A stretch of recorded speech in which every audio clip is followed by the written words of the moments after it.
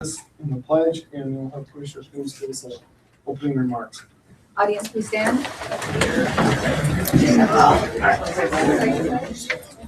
Allegiance to the flag of the United States of America and to the republic for which it stands, one nation, under God, indivisible, with liberty and justice for all.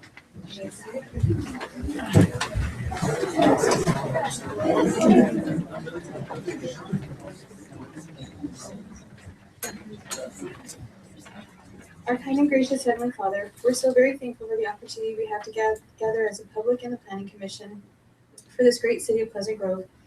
And we ask tonight, as we go through the agenda items, that we may be able to do so with an open mind, that we may be able to keep the city's best interest at heart. And we ask, as our meeting comes to an end, that we may be able to all return to our homes safely. We say these things humbly in the name of thy Son, Jesus Christ. Amen. Okay, just for the record, today we've got Commissioner Baptista, Commissioner Matt Neidiger, who's present, Commissioner Lisa Coombs, Commissioner Amy Carden, and myself, Drew Armstrong, present. Levi Adams, Galen Nielsen, and Peter Steele are excused, and Scott Richards may join us a little later. We're going to go ahead and work on the agenda here a little bit. We're going to change some things, and item number 1 is scratched. That's going to be struck. Item number 5 and 6 are also going to be continued. Canceled. And we are going to, because a few of you are probably here to address this one, we won't make you wait through the whole meeting to get there. We're going to move item number 9 to item number 1 instead. And let's see, so do we have a motion on the agenda approval? I make a motion to approve the agenda as stated with the changes. Okay. I second. All right, so a motion from Commissioner Baptista and a second from Commissioner Coombs. All in favor? Aye. Okay. Next one is staff reports. I make a motion that we accept the staff reports. We have a second. We have a second. We have a motion from Commissioner Baptista and a second from Commissioner Carden. All in favor? Aye. And that one passes. Now we've got a declaration of conflicts or abstentions from commission members. And this time I need to go ahead and declare a conflict on item number 7. And so for that one, I'm going to recuse myself, and we'll have Commissioner Carden sit in as the chair for that item.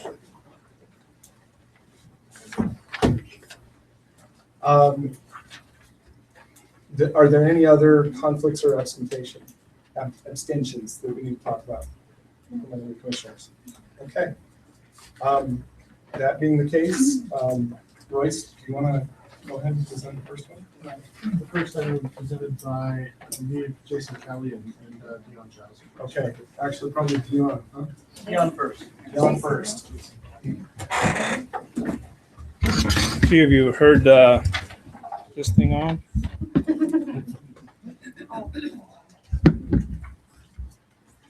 How about a new one, dead battery? Oh, is it working now? There we go. It's green. It's close. It's on. So I'm used to addressing this as the mayor and the council, so this is a little different for me. But commission members, we're here tonight to propose the Bonneville Shoreline Trail Bike Park course site plan. I'm going to start with a little history, and I'll turn some time over to Jason Callie, who's the high school bike coach, and then to Jake Karsten, who is our designer, certified through IMBA. So in 2012, Pleasant Grove City obtained funding from Mountain Lion Association of Governments to produce a bicycle and pedestrian master plan. With MAG support, we started the process in December of 2012. Development of the master plan focused on strategies to develop a high level of bicycle and pedestrian friendliness and to make connections between key destinations within Pleasant Grove and among the surrounding areas. 1 year later, the City Council adopted the bicycle and pedestrian master plan. During the process, we evaluated previous plans, existing conditions, completed an online survey, and 2 open houses held in March and September 2013. The 2007 general plan listed priorities for trail development: Battle Creek Trailhead, the Bonneville Shoreline Trail, and Trailhead Parks. It included an upper reach and lower reach for the Bonneville Shoreline Trail, which would accommodate pedestrian, bicycle, and equestrians. The 2009 Transportation Master Plan suggests coordinating and interconnecting trails with the adjacent cities, the county, and Forest Service. The adopted 2013 Bicycle and Pedestrian Master Plan identifies the Bonneville Shoreline Trail as a connector with Cedar Hills, Linden, and the Forest Service. The bike park would connect the Bonneville Shoreline Trail and the Murdoch Trail, which connects to multiple cities and other trail systems. The plan also recommends the bike park location at Wade Springs for several reasons: proximity to the Murdoch Trail, ownership, which the city maintains ownership on that 26 acres parcel, the terrain, existing facilities at the Wade Springs Trailhead on the Murdoch Trail, and future space to develop additional facilities and a permanent water source. Jason Calley approached Councilmember Lamone last September to see where we were at on the bike park and proposed additional trail development in the area of Wade Springs. Since then, we've been meeting regularly to create a multi-use trail system that includes the Bonneville Shoreline Trail, bike park, and bike course. We've had discussions with the Forest Service and need for Bonneville Shoreline Trail along the foothills of Pleasant Grove for their master plan of trails and their desire to complete a multi-use trail system from Draper to Provo. One of the biggest problems that we're both having right now is illegal trail building, which is being done improperly and is affecting the watershed. And so we're starting to see some erosion problems from this type of illegal trail building.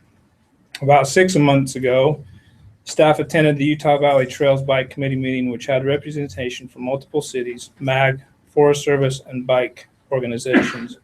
One of the goals of this committee is to design and construct multi-use trails along the Wasatch Front from Draper to Nephi.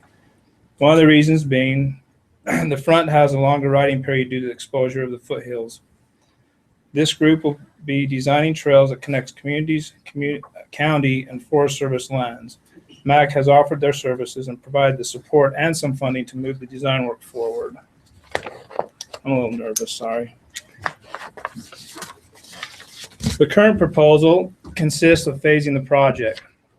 Phase 1 includes Grove Creek Trailhead to Cedar Hills border, including the Bonneville Shoreline Trail and the bike course, the trail system. Phase 2 would include the bike park facilities. These things are, one of those mics, they work so much better. So phase 2 would be the bike park facility itself. Phase 3 covers the Battle Creek Trailhead to Linden, and phase 4 connects Battle Creek to Grove Creek. Try a different one. So each phase will consist of the following: approval of governing agencies and landowners. We're dealing with about 5 landowners, Metro being the largest. We've had multiple meetings with them. They support the system. They support trails. They have not approved this one yet. We're waiting to move forward after we have approval from the city. Understanding that there are existing encroachments and which we cannot interfere with. So there are property owners who have encroachment easements with Metro, and we won't be affecting any of those. We'll look at the illegal access routes and solutions to remove them, identify areas for reclamation, design the multi-use trail system using the IMBA standards, which is the International Mountain Bike Association, identifying partners and volunteer groups, construct a sustainable multi-use trail system, create a maintenance plan utilizing volunteer groups. So tonight we're going to discuss phase 1. So the design consists of the Bonneville Shoreline Trail, the bike course, and trail system through the Wade Springs area. So for now, we'll only be installing single track multi-use trails and barriers to prevent the off-road vehicle access to the area. As funding becomes available, we'll address the bike park physical facilities and amenities such as parking lot, restrooms, pavilions, pump track, jump track, kid park, and skills park. We will utilize the trailheads and the restrooms at the Way Springs and Cedar Hills and Murdoch trailheads, and also the Grove Creek trailhead. The order of phasing may change, mainly because our main goal, at least my main goal, is to get the Bonneville Shoreline Trail in before we have development that interferes with that in certain sections of the town. A few bullet points for phase one. We've already identified 9 locations that need to be addressed concerning the off-road access. We've been working with the water department. We have actually 2 springs in the proposed area that we'll be looking at tonight, and we'll need to make sure that we address their concerns as far as water safety goes. And then we're working on signage for the system. We'd like to keep it all the same throughout the system, similar to what Murdoch Canal Trail is. If you go the whole corridor, it's always the same. And then again, working on the agreements with the landowners. We've met with almost all of them. There's one family that I haven't met with, but the other 5 we've met with, and we've had one that said no, not on his property, which was fine, but he's allowed us access to do the design work. And the other 5, including Metro, are looking at or waiting till we have approval to, and that may change because we still haven't got their permissions. They want to see what the trail is going to do. So I would like to talk just a little bit about funding. I know that seems to be a big issue. You know, I actually don't think we need to worry about the funding issues here or political correctness. That's all going to be for next Tuesday with the and with the city council. As planning commission, we're worried about whether or not it meets the master plan and the general idea of what planning would like for our city. Okay. And whether it's a good fit and not, funding is not something that we're going to bring up here. Okay. Sounds good. Well, I'll turn the time over to Jason I have a then. question. Yeah. We have questions. I'm ready to sit down. It's hot over here. Are the other, besides Metro, are they all private owners that have Yes. the property? Mhm, Okay, they so that's are. why you didn't state who they were, the private owners? At this point, we wouldn't want to, but Okay. they are. Like I say, we've contacted all but one family. And one family has said no, but is giving you access. They've given us access to do the design work, yes. And we might add the design work for now is routing around those ones that we either haven't talked to or have said no. When you see the design plan, it will route around those and not cross those lanes. So what's the point of the access then? The point of access? You said that you're giving them access. For the Access for us to get in. I can show you Drive that out. on the map in a minute. Okay, I see what you said, okay. The other thing is that you said that you wanted to get this done before development interfered with it. What development are you talking Well, about? like the section, historically, we've had developers want a section or develop Battle Creek to Grove Creek. There's a, Future phase. there's a mouth.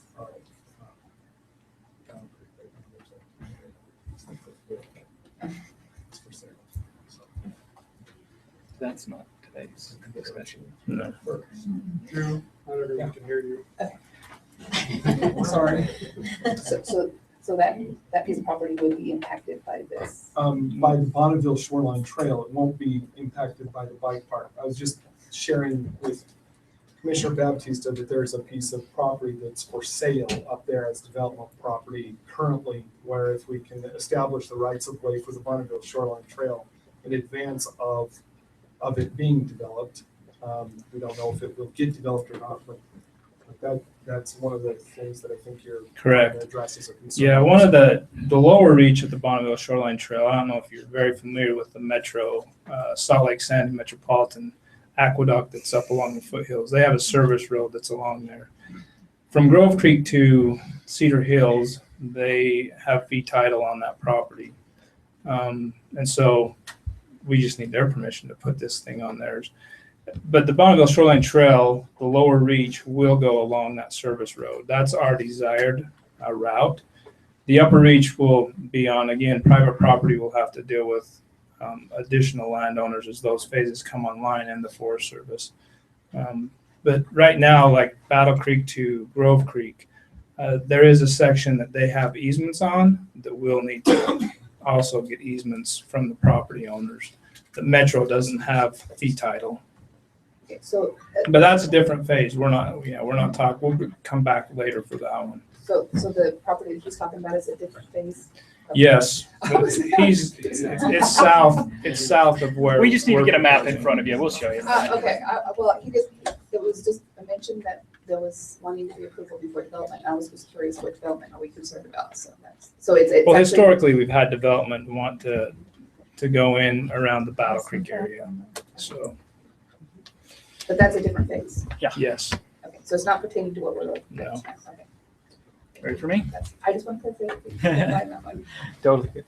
Okay, so my job is to tell you, sorry, what? Tell us your name. Oh, I'm sorry. Jason Cowley. I live at 582 East, 780 North here in Pleasant Grove. I am the head coach for the high school mountain biking team.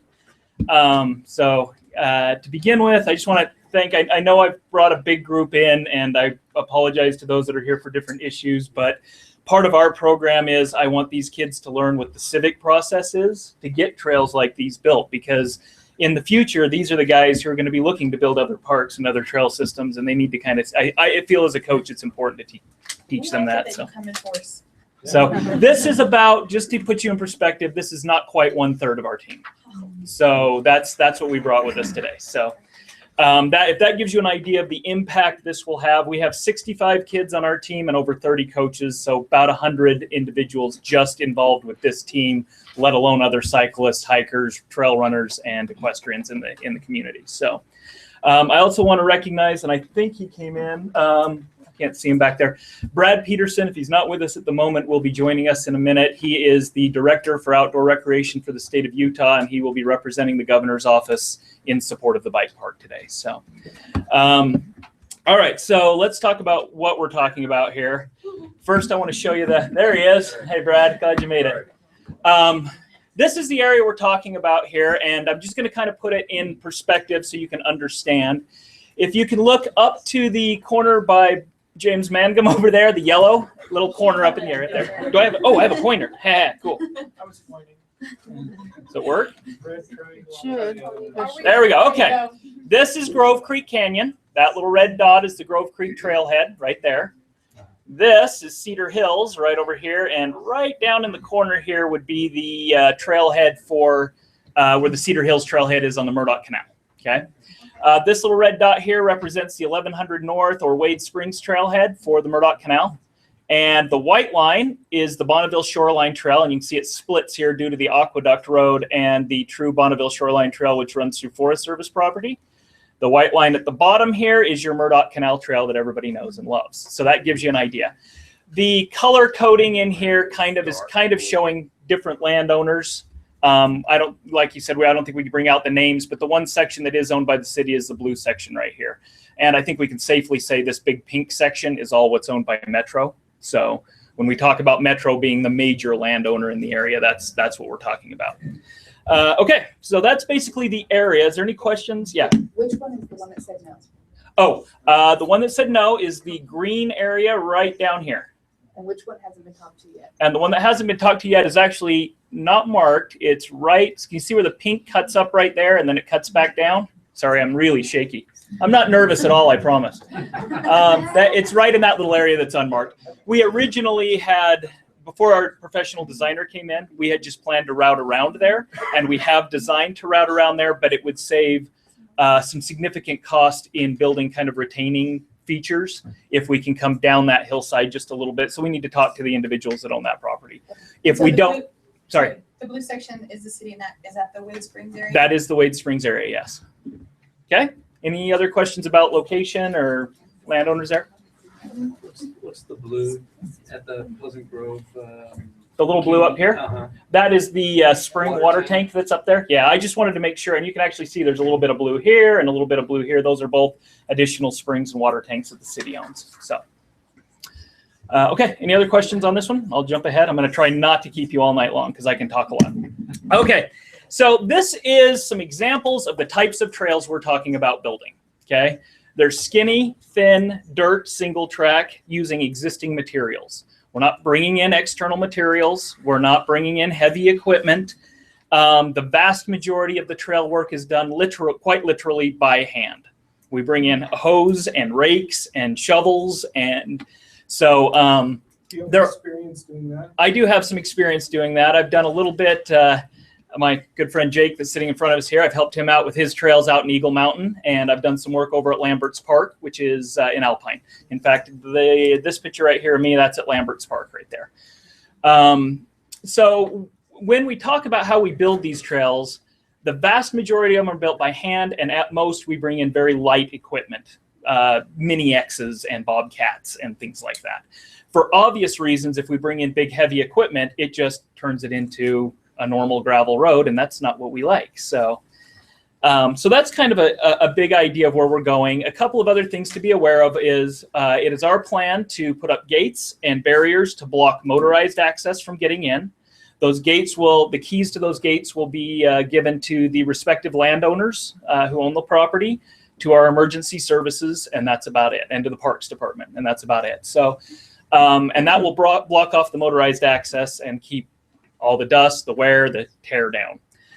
In addition, we have plans to revegetate the area using native plants. So we want to go up there, we want to put more grass, we want to put, in some areas we can put trees, and others we can't. Where the aqueduct is, we can't put any additional trees, but in some of the areas we'll put some more trees and we'll revegetate and beautify the area up. That makes it better for what we like to do, and it makes it better for the community in general, not just in terms of health, but also in terms of erosion and landslides and stuff like that. So you're saying you're gonna go in and you're gonna fix the damage that's been done by the ATVs and side-by-sides and Jeeps? And Correct. everything? Yep, and I'll show you some pictures of that in just a second here. So, all right, any questions about what the trails look like or what we're talking about putting in there? I'm gonna hit these one at a time, make sure I cover all the things that you guys would be interested in. Okay, just a big point.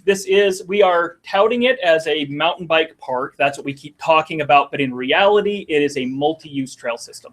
This kind of sign is common across all multi-use trail systems that there is. It delineates the right of way, and we will have signs just like this peppering throughout our park. In addition to this, when we get to talking about the park, there will be a couple of trails that will be designated foot traffic only, and allow for hikers and equestrians to get their access without having to be interfered with cyclists and other things. So you'll see some of that as well. Okay, why should we do this? I'm not going to go through this exhaustive list of things I came up with why we should do this. I am going to hit on a few that I feel are ultra important. Those of you who were here for my city council presentation can yawn and take a little nap for a minute because we went through this at the city council presentation. The ones I want to hit primarily that I think are the marquee ones, I'm going to talk about environmental stewardship a little bit. I'm going to talk about economic impact a little bit, and I'm going to talk about the benefits and the desire of our citizens to have it. So let's talk about environmental stewardship. These are actual pictures from our foothills as they exist right now. So let's talk for just a second about our foothills. Our foothills are our city's marquee feature, okay? I mean, when you think about Pleasant Grove, when you look at the website for Pleasant Grove, what do you see? The foothills, right? Right below the G Mountain. That's our marquee feature. That is what our marquee feature is turning into. Up in this upper corner, I want to emphasize this is done by illegal ATV and four-wheeler use. Can you tell me where these are located?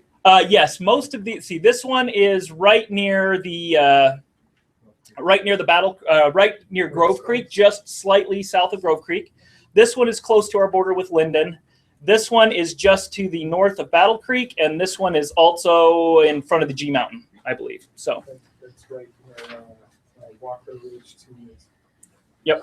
But this is commonplace across all the foothills. It's not like, I mean, I picked these because I happened to have my camera out when I was going through the area. But this is common. This is what our foothills are turning into. This is what they look like. I mean, you can look up at the front and see Molly's Hill, and you'll see ATV roads going right up the face of it, right?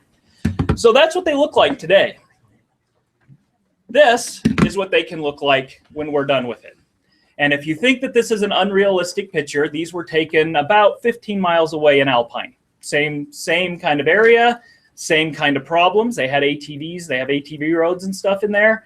And that's what we're looking to put in. That's what we want our area to look like. So So if this is something we accomplish, how do you keep the ATVs and the whatever they would call There- yeah, trails out? How Sure. do you- There's a few things that we do. There's some preventative measures. We start off with obvious signage and the signs that'll show that there are fines if they come in. Additionally, we'll be putting up some additional gates where the primary access points are, and then we'll be moving in natural barriers, large boulders, and those kind of things to block additional access. The other thing that's very, very commonplace with trail systems like this, and you will see it especially when we talk with Draper, and you'll hear me talk a lot about Corner Canyon and Draper. I've used them heavily to counsel us on what to do as we build ours. They have a huge system, and it's vastly popular throughout the state. And they will tell you that the users, especially the mountain bike population, will police it pretty heavily. So if they see motorcycles getting in there and ATVs getting in there, they're going to be the first ones to pop on their cell phones and call down and report that. So These are multiple phases, so this portion, how are you gonna block the okay, so access between the phases? sure, yeah. Let me. I'm going to take you back a couple of slides, and that will help us describe that really quick. If you can bear with me for a second, I'm going to bring you back here. So this area, that's all of that we're seeing here, this entire map is really showing us phase 1. Okay, in phase 1 area, we have isolated 9 points where there's major access happening, and I can get Dion up here and we can show you the exact ones. But there's the obvious Grove Creek here, Cedar Hills here. There's one right down in here. There's one right here at the bottom of Wade Springs. And then there is access points at the end of these 2 roads.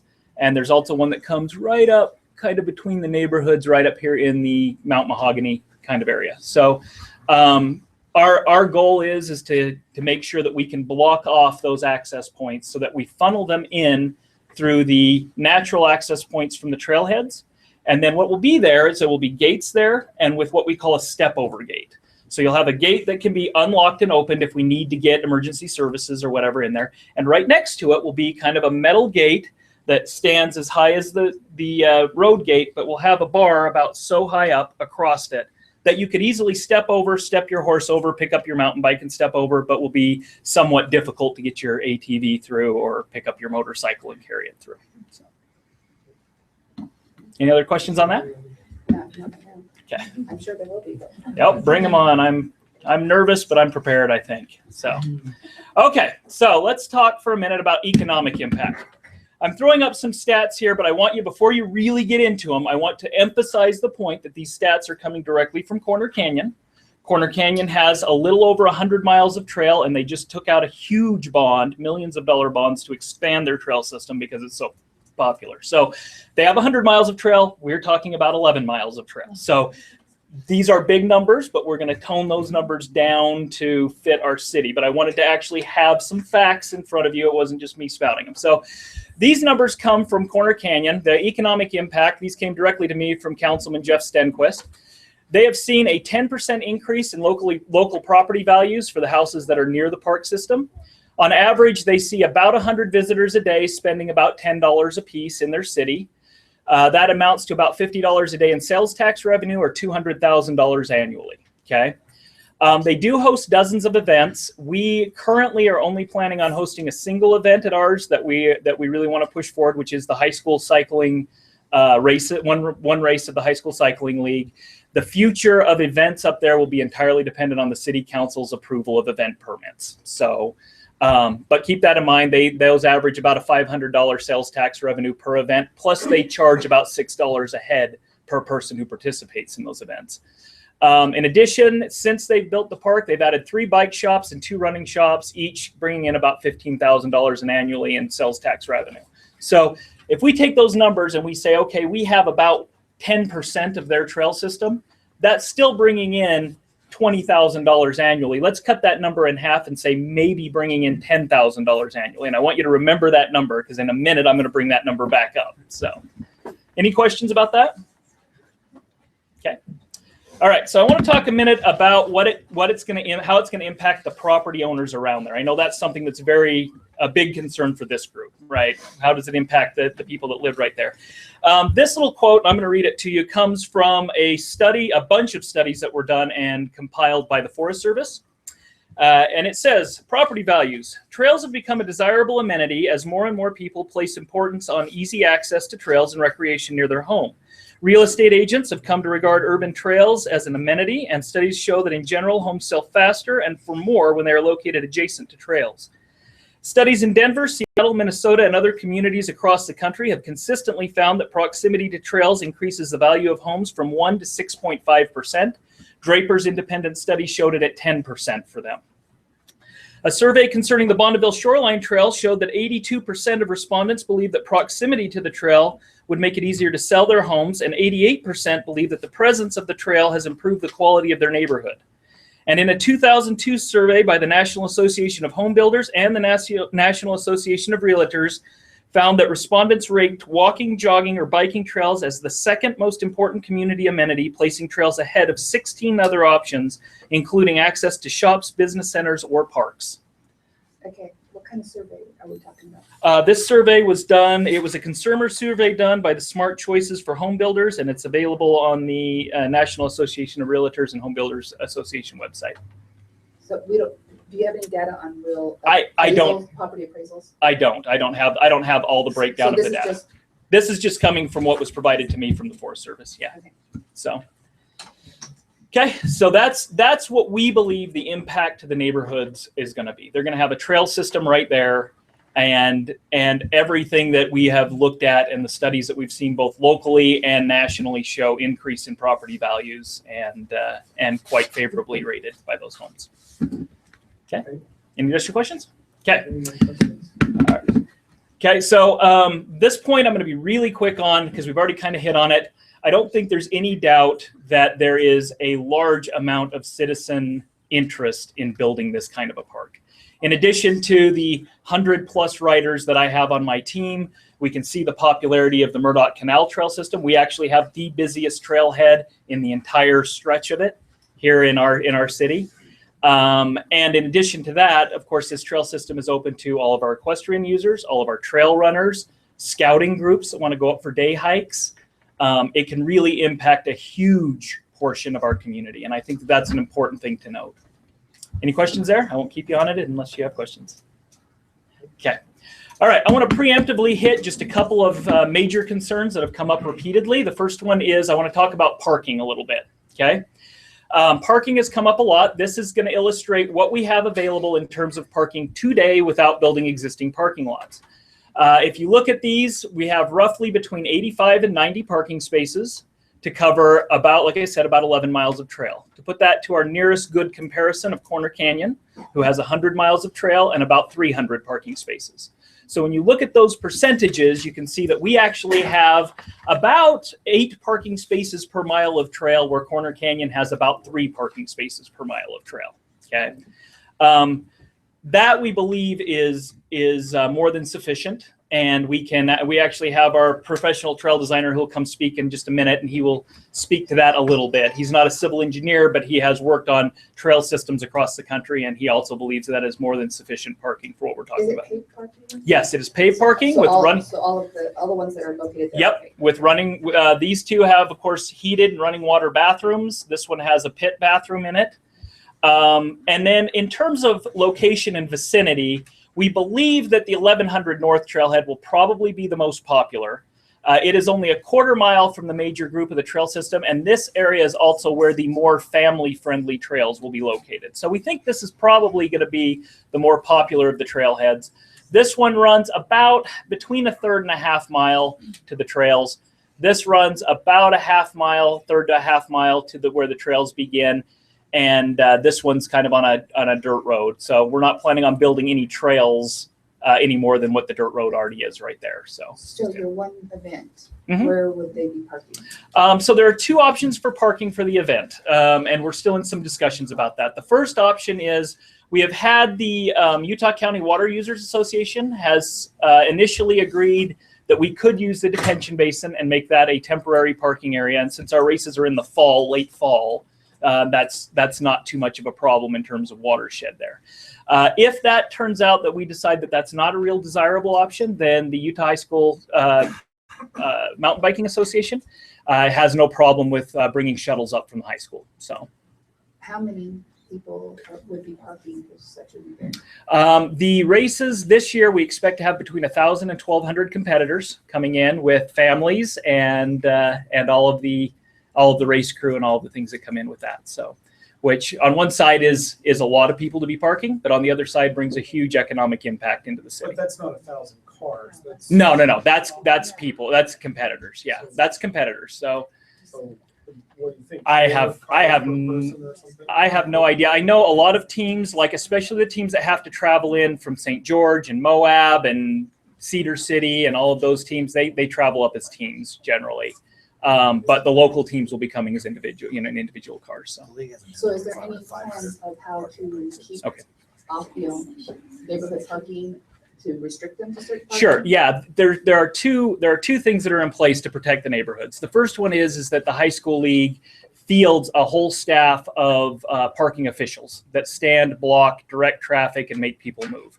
They'll field I've seen them field upwards of 20 to 30 individuals if necessary to handle that.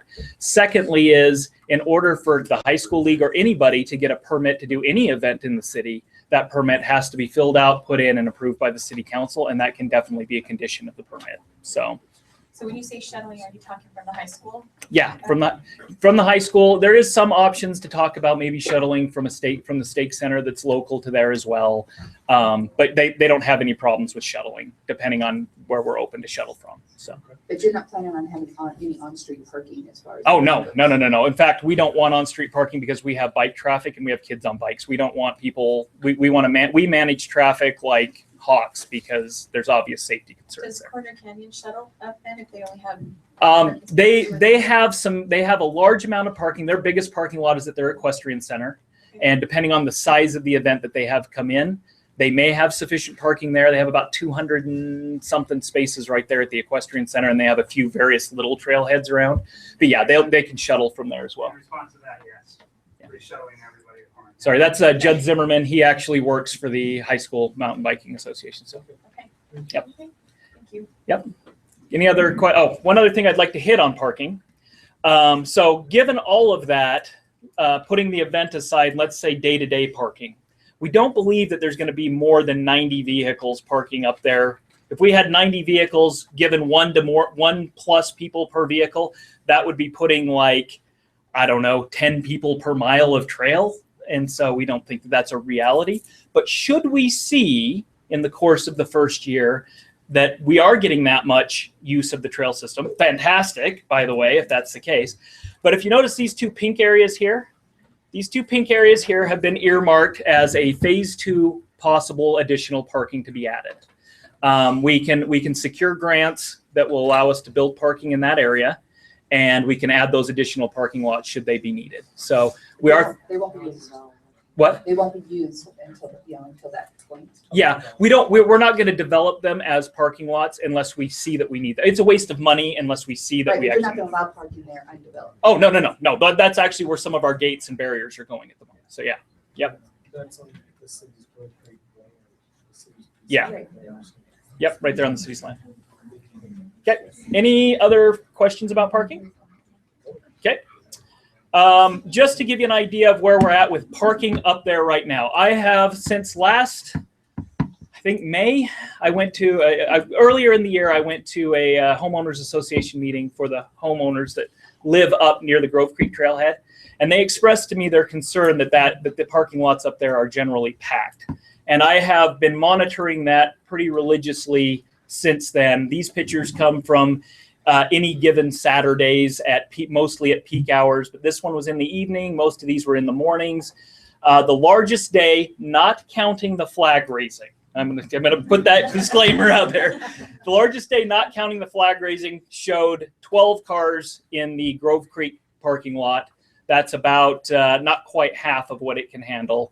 And that was the Saturday in between, right after the flag raising, but before, just the Saturday right after the flag raising. So that's kind of what we're looking at for impact. I've been up there almost every weekend, not quite every weekend, but I wanted to kind of call that out.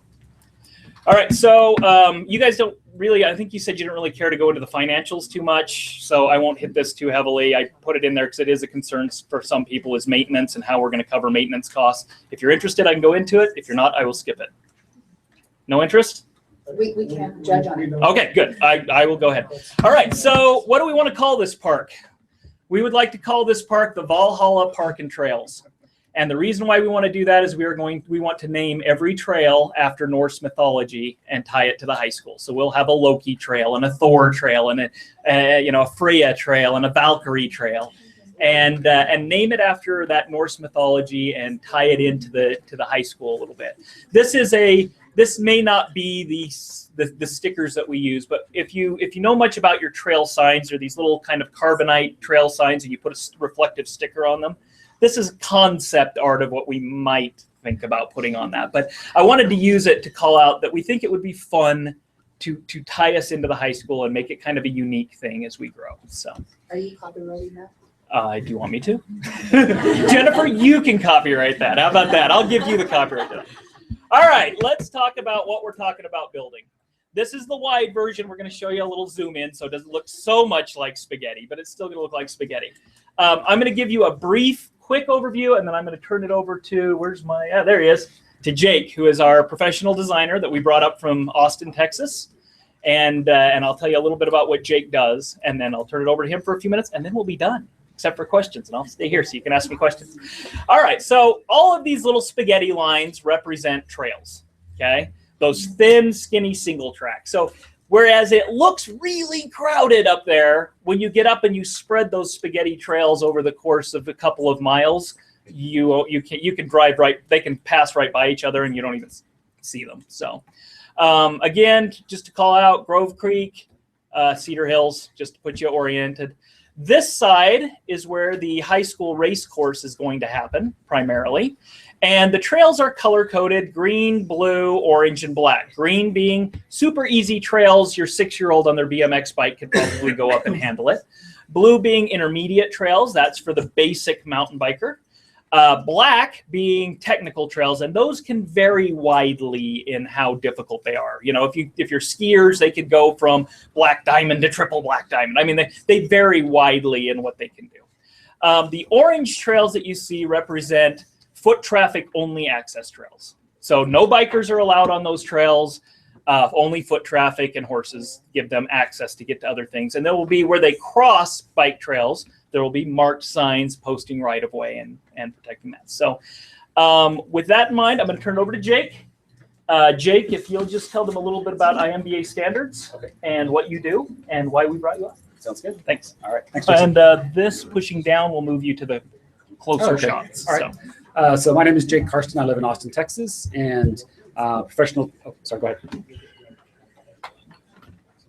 Sorry about that. No worries. So you give me a name and she just had a right-of-way question, so. Sure. Oh, okay. So like I said, I live in Austin, Texas, and I travel around the country teaching trail building schools, as well as planning, designing, and building trail systems just like this one. Kind of got my start working for the IMBA, International Mountain Biking Association, on their trail care crew as kind of an ambassador, teaching trail building schools, working with communities to put these kinds of things together. And I've worked in 32, actually this will be 33 states now where I've done work like this. So kind of a bit of my background. And so in terms of the standards, the IMBA Trail Solutions book is the most commonly referenced standard for trail building, pretty much in all agreements, whether it's BLM, US Forest Service, NPS. And the trail building techniques are basically leveraging on all the history of the CCC, Civilian Conservation Corps, US Forest Service, NPS, and BLM. So it's not like it's something brand new the mountain biking industry has invented. So in terms of the overall design, we're looking at typically trying to do stacked loop systems, where the systems are easier trails by the trailheads where most people are going to traffic, and then moving into more advanced trails the further back in the system, so that as you build your fitness or build your skill levels, you can then work your way back into those more advanced loops.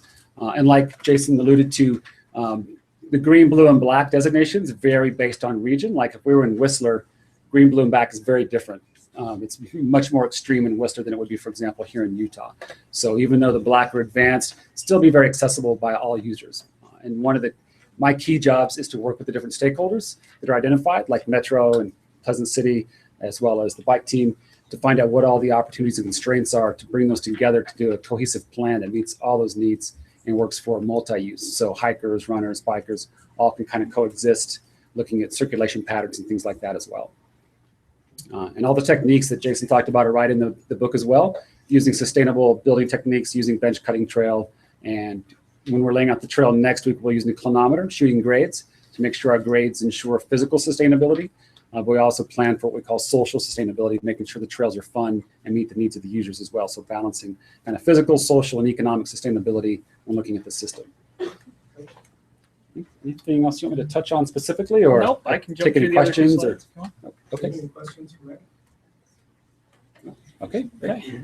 So just last couple of slides are just kind of showing a little closer view so it doesn't look quite so much like jumbled spaghetti. You can see how these trails roll through and they make it so it's kind of fun to ride down them. I know there's a few people here that are interested in seeing that. So this is the south side where the race course and that will be. And here's our north side where the more technical kind of stuff will also be. So that's it. That's my presentation. Yeah, you bet. One slide. So if you're parking some of these parking spots, Mhm. I don't think that was pictures. This one's the one at Cedar Hillside. This one's, Okay, so Yep. the red one is the parking one? yep. So what is the path to get? So you take the Murdoch Canal Trail and you climb right up out of the Murdoch Canal Trail right So here will up they in be riding bikes, Yeah. walking bikes? riding bikes on the Murdoch Canal Trail. Yep. Yep, just like they do today. So Jason, where do the biking ride right now? So right now we have we split our practices. We have been riding, our Thursday night ride is at Lambert's Park, which we have to share with Lone Peak, who has a team of 140, and with American Fork, who has a team of 50. So we get it on one night and then they get it on another night. Our Tuesday nights have been a real difficult challenge for us. Right now we've been going up to Big Springs Hollow, which is up South Fork in Provo. But that is starting to get to the point where we can't keep using it because it's going to start getting colder and darker up there. So now we're struggling a little bit to find where we're going. There's some talk about us maybe going out to the Eagle Mountain course. We've also had the Forest Service offer to let us go, and they've been very generous in giving us some permission to go up and use trails up American Fork Canyon. But again, the elevation and the distance, any way we go to get to trails we can use, we're about a half-hour drive. When you look at that logistically from a team perspective, with 100 people, 30 of which are my ride leaders, and by league standards, I have to keep a minimum of 6, one ride leader, adult ride leader that is fully trained for every 6 kids I put on the trail. You can imagine getting that many parents getting home from work and getting 30 minutes, getting dressed, getting in their biking gear, getting their kids in their bikes, and getting out to a trail system that's over a half hour away. It becomes very, very difficult. What's the timeline for Bill? My timeline or a real time?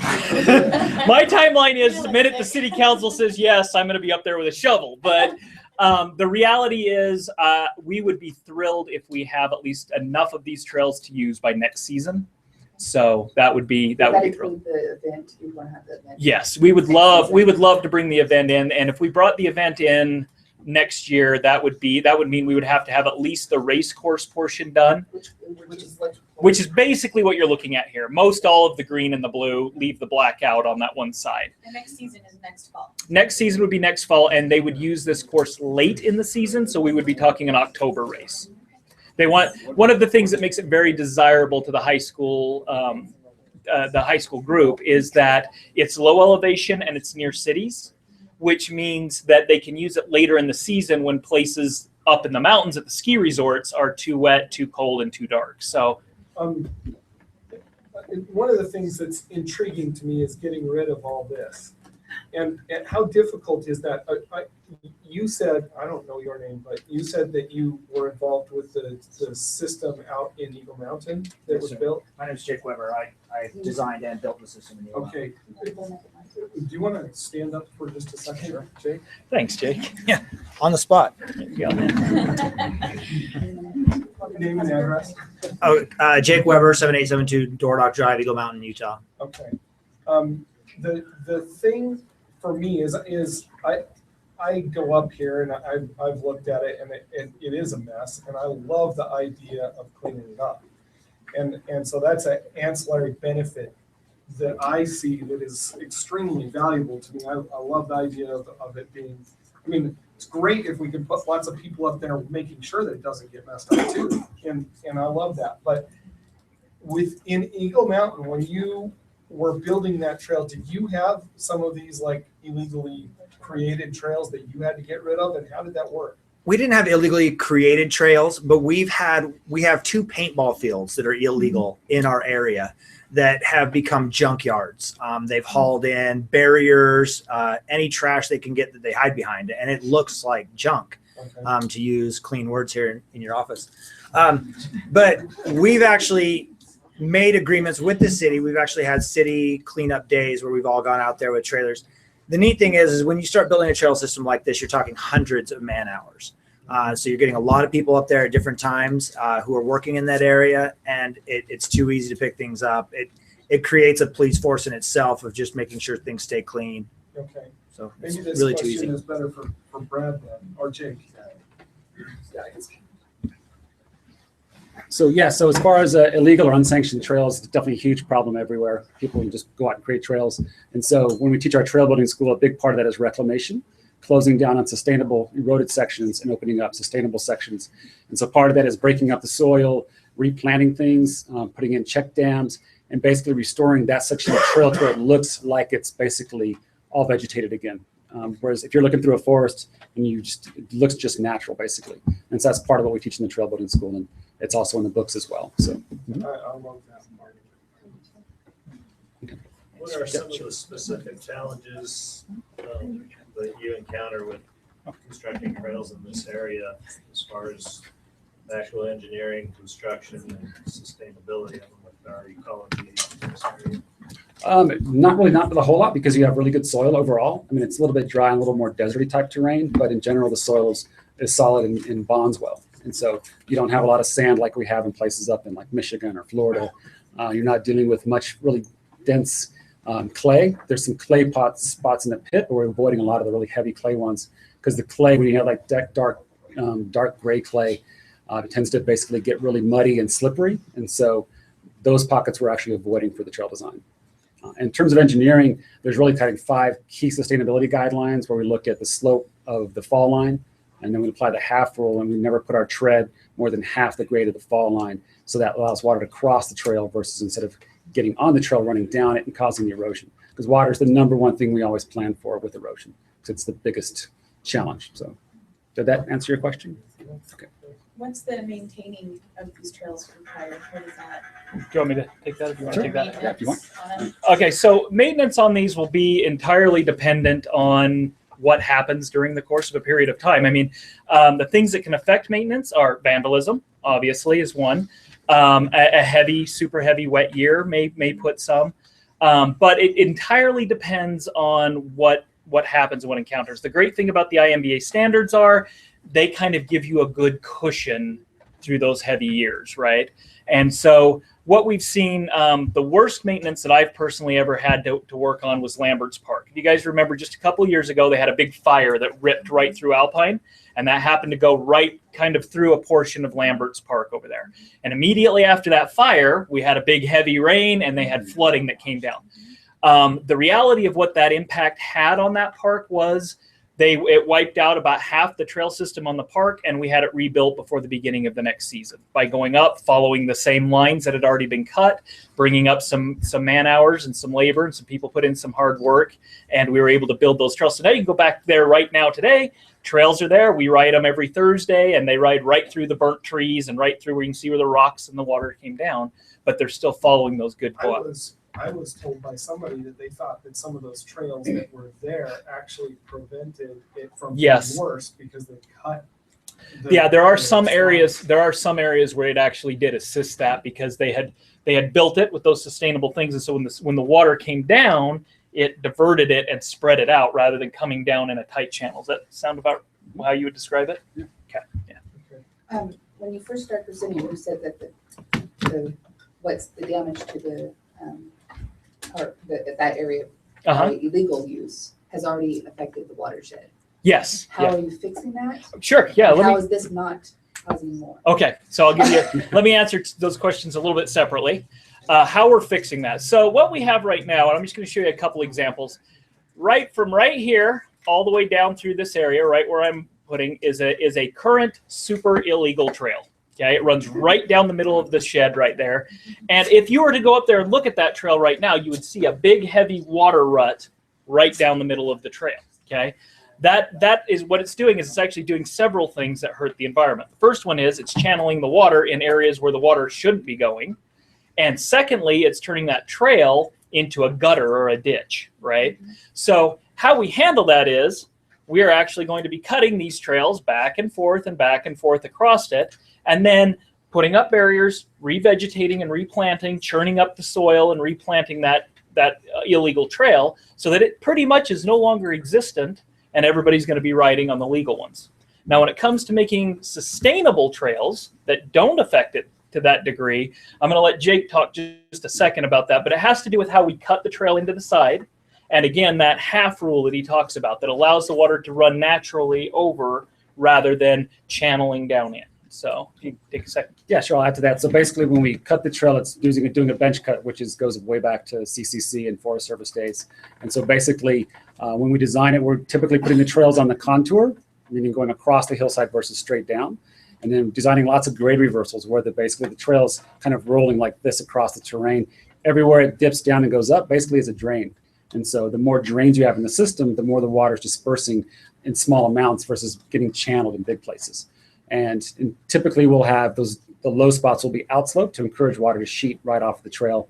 And where the trail runs across the contour, a lot of times we'll outslope that as well. So water can just sheet down the hillside, run across the trail and sheet off versus getting captured and channeling on the trail, which, like he mentioned, causes erosion and then displaces soil, all kinds of things. Does that kind of answer your question? Do we collect water from that area, do you know? So on the Wade Springs property is Wade Springs, which is a drinking water source for the city. The water is intercepted underground. And where does it go to? So it's right here. No, I meant as far as capturing it. Does it go to the pond? Does it go to what it is? It's culinary water, it's drinking water. Okay. It's piped directly into the water Water system. system, okay. There's actually, Jennifer, to answer your question a little more, there's actually a couple of springs, and if I come back right up here, we've actually got a spring, that's Wade Springs, which is right there, which is piped. There's a pipe there, and then it's kind of got to protect it. We need to put a fencing around it, I believe. We've talked about that, fencing around it.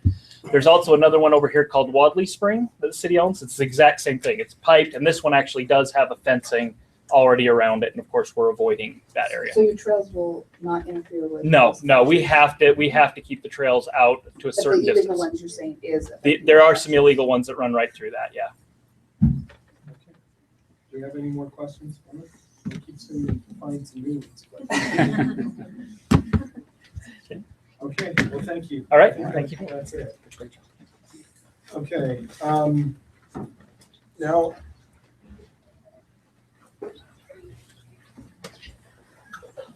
Wondering if we're going to have some other staff talk to us. Okay, I think we're going to go ahead and the presentation from the city and the trail designer and everything is done. So I think we'll open this up to public comments and remarks. That being said, we are not going to be. I would appreciate it because we'd like to get out of here tonight. If we could avoid redundant remarks.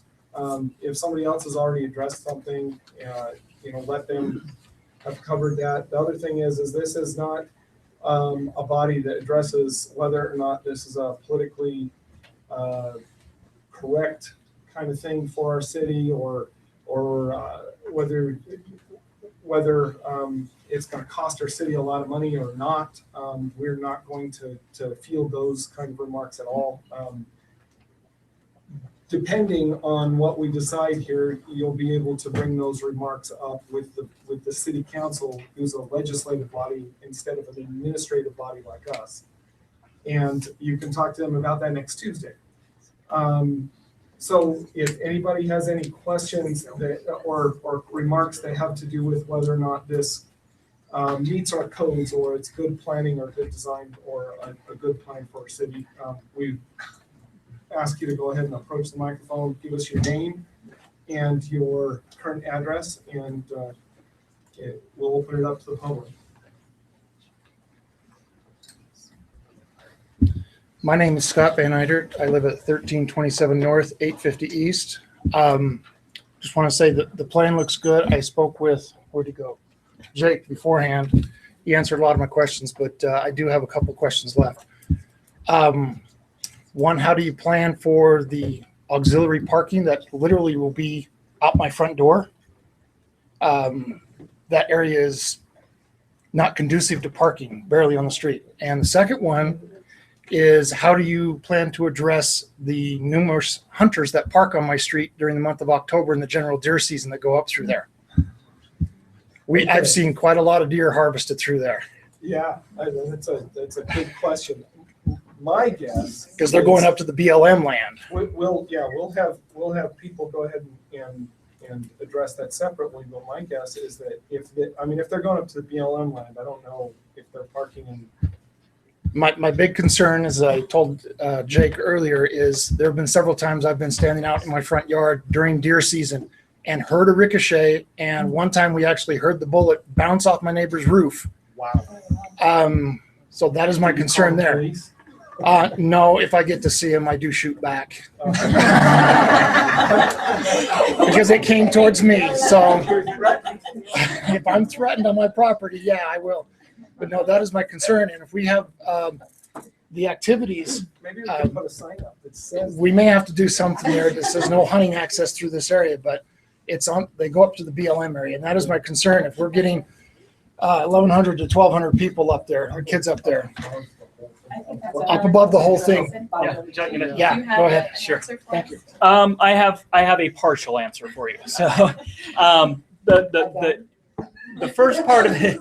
So the first thing is there are some city and county ordinances about how close to the city that they can even discharge a firearm, and by making this a park that is a city park, that extends that barrier a little bit. Okay, so that's the first part of that. As far as denying them access, we can't be in the business of denying people access to public lands. That's not something that I think we as a city have too much of a right to do, is say we're going to stop you from having access to public lands. As far as parking near you go by hunters, that should be reported. We have city ordinances about where people can park and what they can do. And so those things I think should be handled. I don't think that's something that needs to be in the purview of the park per se. Yeah, but it's definitely something that I think you have every legal right to pursue if you see that heavily happening. As far as hunting in the park goes, I will shut that down with a hammer. So that's something that we don't want to see happening, obviously. And there has been some concern about shooting that takes place, target practice shooting that takes place above the water tank. Again, we have to look at that distance that they're even allowed to be close to city property. And I think we're going to find that that's not kosher where it's at. So. Well, it is. The city, it's 600 feet. I live there. Okay. And the city usually says they're in Forest Service land and we can't do anything about it. Hey, Jason, further consideration is there's no shooting within city limits. You look at the city map, city limits actually extend up into Grove Creek Canyon quite a distance. And most of that foothills by the water tank should be off limits. We had neighbors have called previously to complain, and the response is that's Forest Service land, when in fact it's city limit, which we're not allowed to shoot in. Okay, that's not. I got to be careful taking comments from the Right. the group So without I'll having restate you that on the- comment since I'm the one at the mic. What Brad indicated there was that the location of the property that the city actually owns, which is city land, actually extends quite a distance up in there. And that will kind of create a little bit bigger of a buffer. But additionally, what I would comment on that as well is when they are within within that buffer where they should not be shooting, we'll now have a park with children and people that are going to be up there, and the police department is going to be much more active about paying attention to that. I've actually spoken with the officers about That's that. what I So would say is that if you've got a bunch of people up there with cell phones, I think this is going to take this kind of behavior further away from homes. Yeah. Because if you're up there, I've gone hiking up there and you'll go a couple of hours without seeing anybody as it stands. But if we're putting a lot of families and bikes up there.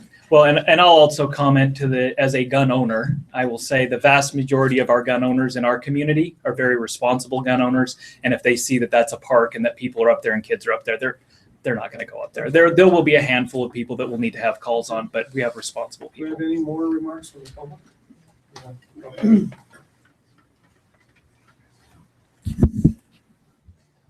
My name is Dick King. I live at 1128 Mahogany Lane in Pleasant Grove. I've been to a couple of these meetings, and there's a lot of experienced people here today. And I'm just wondering, once the city gets involved in building trails and maintaining access and all those kinds of questions, does that shift to the city some real dangers of liability if a life-threatening accident occurs or a serious disability occurs? You know, I actually know that, I've been following this a little bit. I know the answer to that already. No more than with our current parks. Our current park system has, the state has some laws that exclude the city from certain types of liability already. And our current insurance policy that the city has is going to govern the rest of it. I just want to be sure we were covered. Yeah.